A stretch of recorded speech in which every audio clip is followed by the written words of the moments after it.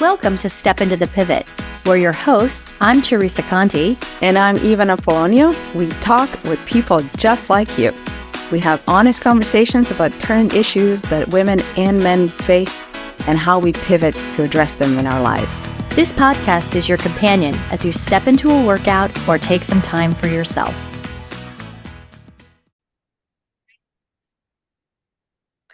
Welcome, everyone, to today's episode of Step Into the Pivot, where Teresa and I welcome a wonderful guest, Jyoti Patel. Jyoti, welcome to the show. Thank you for having me. I'm so excited to have this conversation with the two of you. Well, we're excited to talk to you. I will let Teresa introduce you in more depth, and our pivoters, our community of listeners, they're going to be able to read more about you and check out all of your pertinent information on our website. But I do want to say that you have this, wonderful background. You practice as an integrative pediatrics and internal medicine doctor in Arizona, in Scottsdale. You have all sorts of accolades, one of them being the Women in White Coats Hero. I had to emphasize that because I just thought that that was a pretty special award that you have. And there are a lot of things we could talk to you about. At one point, you established a community garden. I want to know more about your involvement with that project, but today we're really here to talk to you about your personal journey and then the connection between that and your passion for holistic health. So on that note, I'll let Teresa take us a little deeper. Well, thank you. Thanks, Ivana, and thanks, Jyoti. I've known you for we're trying to figure it out, probably around 16 years or so, maybe a little bit more. I've been lucky enough to have you, to be able to work with you personally when I was having some issues. And I've talked a little bit about them on prior podcasts. But what I'd really like to have you talk about today is really about your personal journey. You also had cancer and at age 29. And I know that has really kind of changed your outlook, how you've transitioned, how now it's holistic, how you want us to help, how you want to help us and how you want us to help ourselves, right, is really part of it. So can you talk a little about those events that led up to this, making you realize that you had to make a change for yourself and then be able to help your patients? Thank you. Thank you for allowing me to share this story with your audience. It's my hope that people can resonate with my story and then learn from what I had experienced and how I grew. So it all did start when I was in residency. I went through 4 years of college, 4 years of medical school, and 4 years of residency. And as a medical student, you're taught to never show weakness, to always work hard, to overwork, to sacrifice, to martyr. And so we wear this badge of honor because our self-worth is attached to our achievements.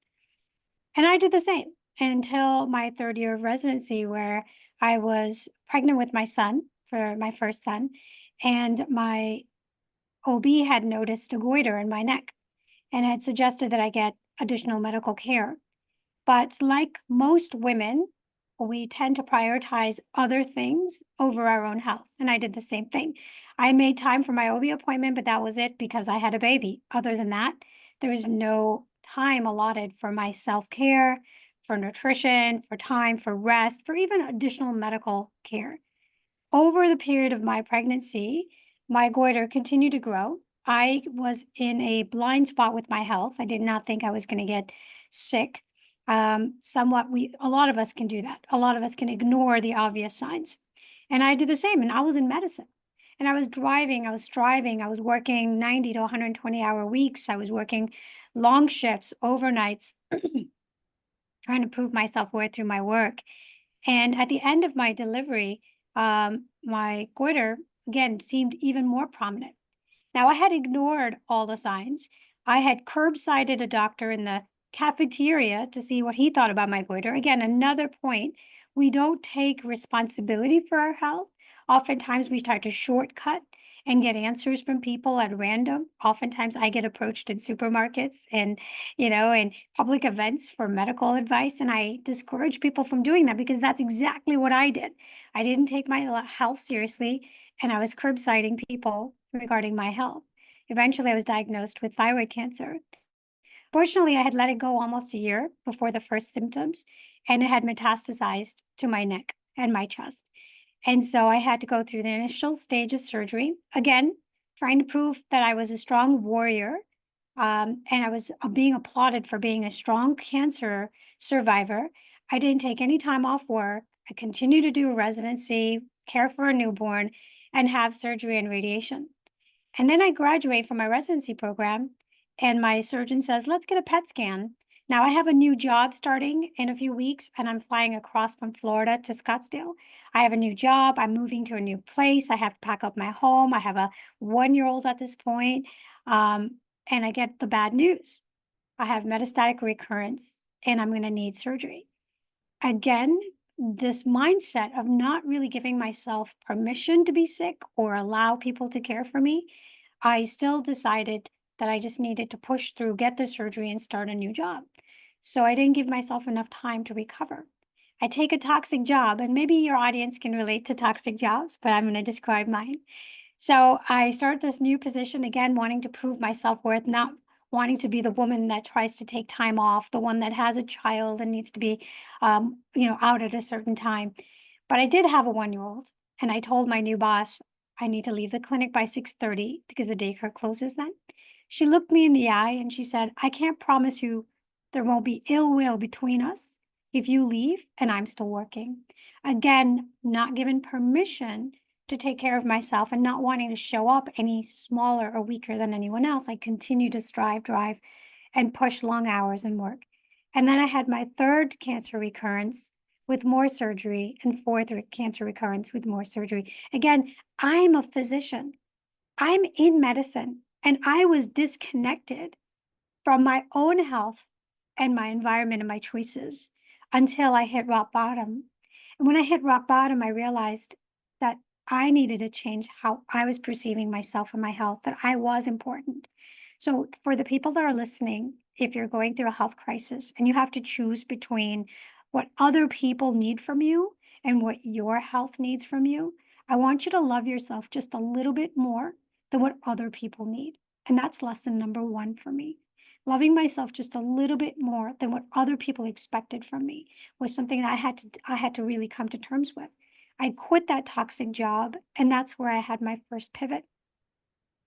I really had this idea that all the striving, driving, proving, martyrdom, hard work really wasn't resulting in anything meaningful if I didn't survive.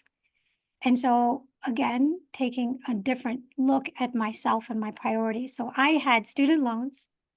I had a young child. We were just starting out, and I was unemployed. And so, I had to really reconfigure where I wanted to be in life. And that's when I made the decision to start my own business, my own practice, which was, again, a very daunting task, but it gave me control.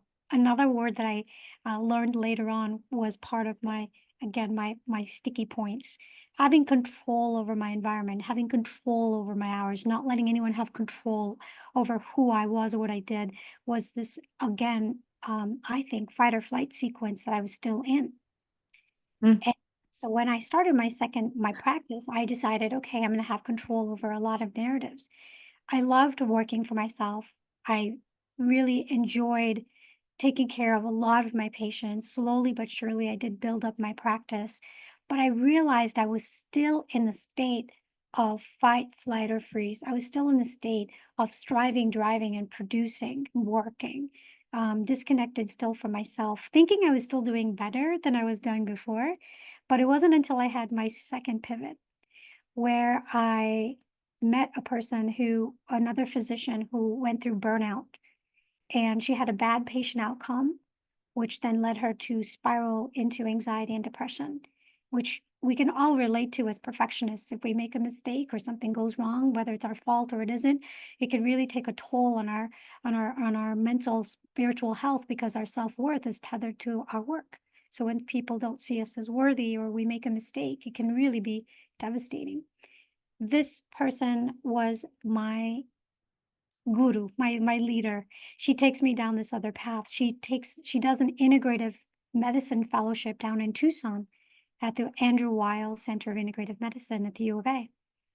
And she starts sharing this information with me. And it was blowing my mind. I have been in medicine for years. I've been indoctrinated with this idea that I need to look at someone's symptoms, I need to make a diagnosis, and I need to prescribe a medication or treatment. That was it. That was the framework. That was the lens I was working with. But now there's this wider lens that you, Ivana, are a composite of your family, your choices, your ancestry, right? Your food choices, your lifestyle choices. You're not just a diagnosis. And so now I had to start thinking of myself and my patients differently, holistically. So now I brought that to my clinic and I started asking people about nutrition. And people were so happy to talk about their lives. I would talk to them about their stress, something we never want to bring up because we don't have time. But I started to talk about people's sleep habits, exercise patterns, their life, their connections, their life goals, their purposes, what makes them happy, what makes them sad, what are their wellness practices, and even what are your spiritual practices. So imagine your doctor now asking you all these questions. Why? Because your physical well-being is tethered to your mental and spiritual well-being and also your environment. And if your physical state is out of balance, to bring you into flow, we need to bring all of those elements into flow. So what do you think about that? Yeah. Well, I am so grateful to my doctor who it took us a while to find because I have personal experiences exactly with the kind of care that you're describing, Jyoti, and it changes everything when you are embraced by your support system in the form of this one caring physician, and they're able to really be the guide and the steward of your experience, really taking everything about me, my family into consideration. What a day and night experience from what I was, really actually running away from when I lived in Croatia. Some of my experiences with the medical system were so challenging, and I won't go into those stories, that's for some other pivot, but they were so challenging to the point that they really were part and parcel of my decision to leave the entire continent. I was like, I'm not having further medical care here.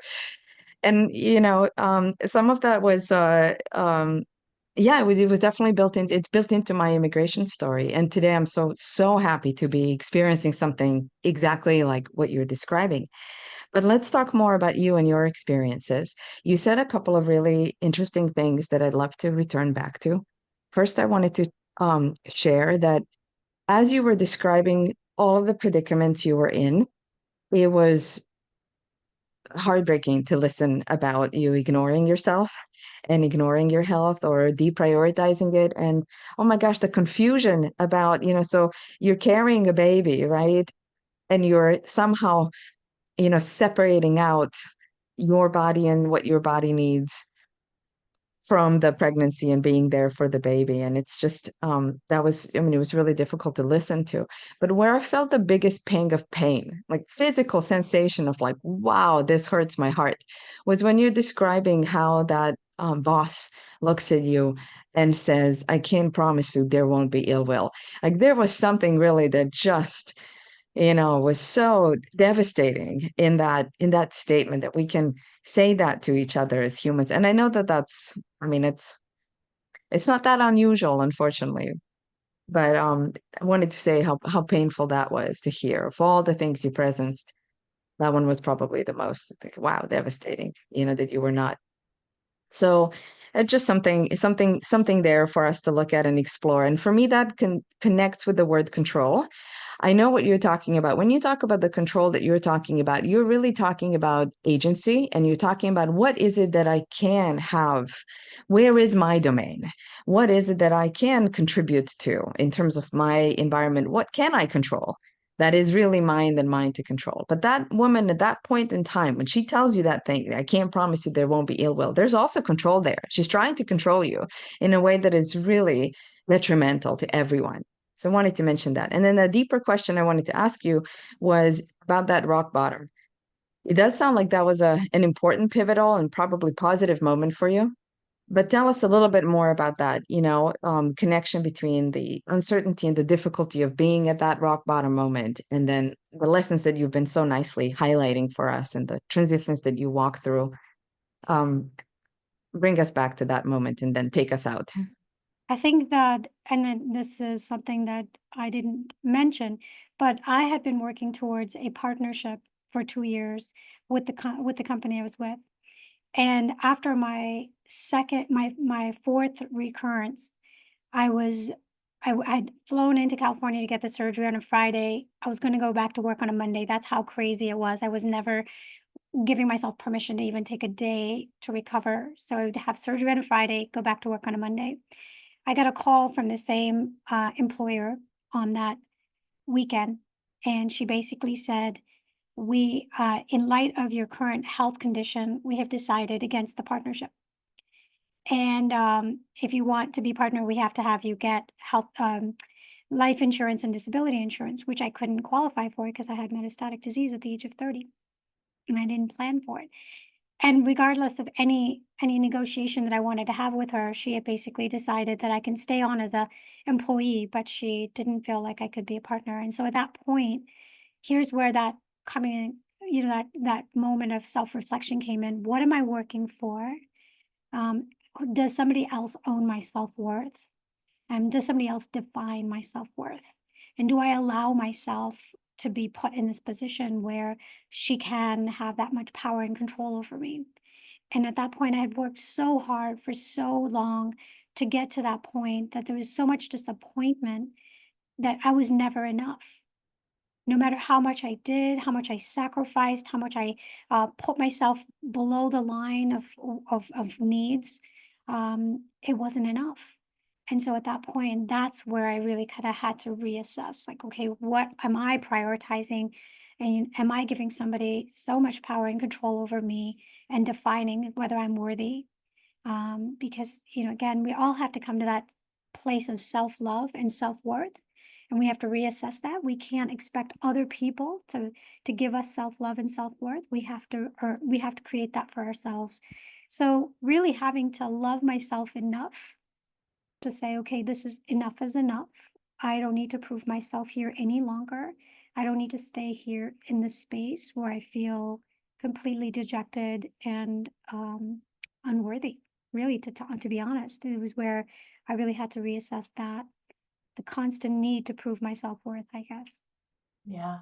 And I think we all go through that. I mean, you and I have talked about that, to be honest. Like, I was going through an extreme period of burnout, and we talked, wasn't sleeping, just whatever I did was not working for me. The fight, flight, and freeze, we talked about that so many times. But what you're saying is totally true. We have to know who we are. We have to love ourselves. Sometimes we have to make those difficult decisions, but that's better for us as a person. So I think a lot of those really shaped who you are today. Can you talk maybe a little bit about how those things, and now you're able to help others with that? Because it's definitely true. It's definitely part of who you are. It's definitely one of the reasons I love you. I mean, for that. So Do thank my employer for doing that, because had she not been there doing that at that point, I might still be struggling with proving my self-worth and allowing me people to tell me to push myself down in terms of my needs. So her decision to do that actually pushed me out of a nest of comfort to discomfort. And so oftentimes I tell people, start becoming comfortable with being uncomfortable, because that's where change occurs. The best changes occur when we're uncomfortable, because when we sit in comfort, we tend to do the same trauma-based behaviors and activities to stay safe, fight, flight, freeze. And so that pivot really did help me get out of the rut of proving my self-worth to others and building my own sort of personality, and also allowing myself to care for myself, but also to take care of my patients in a different way and take care of my staff in a different way. And I had the same staff working for me for 15 years, And I can say that because I learned very early on in my career how patients can be vulnerable when they are patients. I was a patient. I was in surgery wards. I was in a hospital gown. I was puking after anesthesia. I needed a nurse to help me get to the bathroom. I understand how scared I was every time I had to go under the knife. So, having those early experiences of being a patient and going through cancer treatment allows me to be, I think, a lot more compassionate because, I have been there. And then taking care Yeah. of my employees in my clinic, I've been an employee. I know what it feels like. So I have learned along the way that my bad experiences actually were learning experiences. There's nothing bad about the experience, it's all about growth. And not only that, but I'll share another story. So I decided I was this, enlightened being. I'm teaching people integrative medicine. I'm teaching them nutrition. I think I've made it, right? And I didn't realize I was still stuck in a spiral of fight, flight, or freeze, like this doing all these certificates in the back, like just constantly needing to get more and more. I didn't realize was there, but I did when I decided to take a course in mindfulness. And my only purpose, and I'll be honest here on your podcast, was because I wanted one more certificate to prove my self-worth. Like I'm going to be a mindfulness teacher with no idea what that actually meant for me, but more just like, what am I going to teach other people? So I take this mindfulness teaching course, and part of the curriculum was a silent retreat. And I had to go away and be silent for a week. I thought, oh, I'm going to get so much done. I'm going to get my laptop and my podcast, and I'm going to make notes and, create all this content. And they take everything away from you at the door. And I go through the stages of grief, like, oh my God, what the heck am I going to do for a week? How am I not going to be productive? What am I going to do here? Why did I make this decision? I'm angry at myself. I'm sad. I'm bargaining that I'm going to sneak it in the middle of the night. Like all this stuff is happening in my head, right? I'm going through the stages of grief. And so the first day I'm sitting there in the conference hall with all these other meditators, and I've got my agenda. You guessed who I am, right? So I've got my agenda in front of me. I'm sitting in front of the clock. I'm like, it's 8 o'clock. Let's get started. All right, 8 to 8:30. I'm going to sit here and I'm going to run through all my emails and I'm going to run through all the things I need to get done this week because I'm going to be productive even if I'm sitting here in this chair. Then 8:30 hits. I get up. I'm like, okay, it's time for mindful movement. And everybody else is walking around like monks. I throw down my yoga mat. I'm doing a power flow workout. I'm power walking the labyrinth because I'm going to get my steps in. I mean, literally in a mindfulness silent retreat. Okay. That's how stressed and congested I am with adrenaline and this need to be productive. And so after 3 days of silence and trying to be productive in my head, I think I had like a break. I was like, okay, I need to get out of here. I need to accomplish something. I need to check a check in that checkbox. I'm going to go see the ocean. So I'm in California. I'm now power walking towards the ocean because I need to check this checkbox to be productive. I can't see the ocean, so I go down this trail. I go down this ravine. I go over the cliff. I'm literally power walking for about an hour and a half with no hiking boots, no water, just this intention that I need to check a check in the checkbox. This is a analogy of my life, this ocean that I'm constantly chasing, right? So I finally see the ocean. I'm like, okay, great. Check that checkbox. And I finally decide, okay, now I can't climb up the cliff because it's too long of a hike. I'm going to run down to the bottom, get to a road, and then get back, right? So now I'm running. Now the ocean's done. That checkbox is checked. I'm running down this trail. It's getting narrower and narrower. I haven't seen anybody for hours. The brush is getting thicker. I get to the bottom of the ravine, and there's a fence and a power plant and power signs and danger signs and high voltage signs. And I'm still thinking to myself, how can I get around this power plant to get to the ocean, to get to I'm still thinking I need to keep going, right? Still have to keep going. So as I'm standing on this rock, contemplating running into the wash, I hear something at my feet, and it's a large rattlesnake wrapped around this rock, sunning in the sun, bathing in the sun. So I jump off the rock and I'm like, holy crap, I'm going to die. I haven't spoken in 4 days. I'm at the bottom of a ravine. No one knows I'm here. What's wrong with me? Why can't I see the danger signs in my life? And then it hit me. That's exactly how I run my life. I keep going and going and going for the next ocean, the next ocean, the next ocean. And I don't pay attention to the danger signs. And I don't want to take the slow path up. But guess what I'm going to have to do today? I'm going to have to do a slow climb back up to the retreat because there's no other way. And so it took me forever, and I did a lot of stops and I had to sit down in the dirt, but I made it back. And I have to share with you guys, it was the biggest revelation. I realized that I too was tethered to adrenaline. I too was tethered and distracted and constantly consuming and being busy. And being busy is a sign of trauma. And Yeah. and having to unwind that has helped me now teach a lot of my patients how to truly be mindful and what it really means, because I again had to pivot my mindset again, not just my career but also my own behavior, and start to reanalyze what I do that puts me in danger and how can I then slow down. So it took a rattlesnake to rattle you. They rattle you. Beautiful stories and so many valuable lessons and advice that you've been. I mean, clearly you are a natural teacher and you've been weaving here throughout our conversation. Many follow-up questions we could ask. We're going to be concluding, asking you to help us braid all of this together with our famous question at the end that we ask. So, these pivots in your life, in summary, how were they a step forward as you think about, what would you like others to really take from this conversation?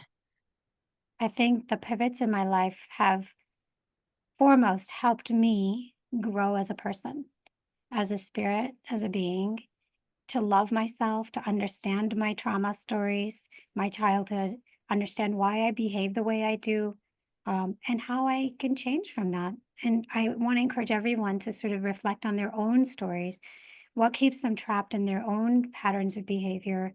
We can only do that if we create space for ourselves. So, what's helped me is every time I find myself back in a rut of fight, flight, or freeze, I give myself permission to pause, take a break like I did the first time, like I took the second time, like I took the third time, just taking breaks to slow down, pump the brakes, park the car, check the engine, what's going on, and then make a better decision to grow as a person. And that's what I've done, and that's what's helped me. And I'm still continuing to do that. So I think our life's journeys are all about self, knowledge, about self enlightenment and self reflection, and it's allowed me to be better in terms of caring for myself. It's been a journey to help me see how my kids and my family need me more. I definitely could say that my emotional bandwidth probably wasn't present in my past as it is now for my family and my kids. And also, of course, with the patients and the people I care being able to not only be present and be caring there, to hold space for them to heal, but also that teach them how to hold space for others. So I feel like I'm a ripple in the pond now. So from my own ripple, I can then ripple others to then ripple further out and maybe create an ocean of healing.